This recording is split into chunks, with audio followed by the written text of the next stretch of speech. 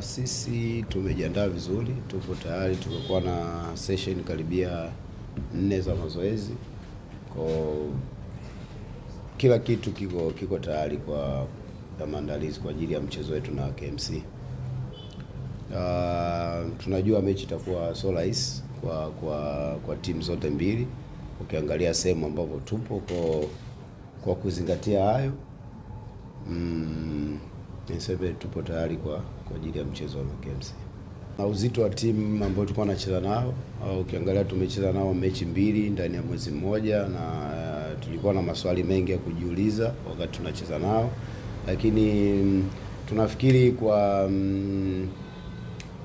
level ambayo timu ambayo tunaenda kucheza nao, unajua tuko kwenye level moja, kwa tunaweza tukapata kitu, ingawa tunajua mechi itakuwa ngumu kimbinu, kiufundi. Tumeona KMC wametoka kucheza mechi ya mwisho, walikuwa na mechi nzuri na Singida, bahati mbaya tu matokeo kwa upande wao.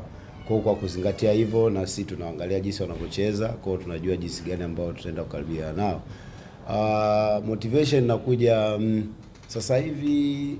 Hizi ni mechi ambazo wachezaji wao wanatakiwa na utulivu wakati wote wa mchezo, au nyakati zote mbili za mchezo, wakati hatuna mpira na wakati tuna mpira. Hicho ndio kikubwa. Ukizungumzia mechi iliyopita, kipindi cha kwanza tulicheza vizuri, tulidefend vizuri, lakini kipindi cha pili baada ya kufungwa goli la mapema tukafunguka. Kwa hiyo ndio ilikuwa setback yetu kubwa.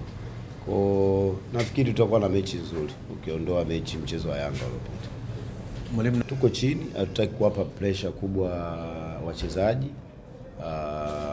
Tunajua ni mechi muhimu ambayo tukipata matokeo itatuondoa, lakini hata wao KMC, hii ni mechi nafikiri wanafikiri wanaweza kupata kitu. Kwa kama niseme hivyo, kwa itakuwa mchezo mgumu kama unavyoona. Tofauti ya sisi na wao ni namba tu, lakini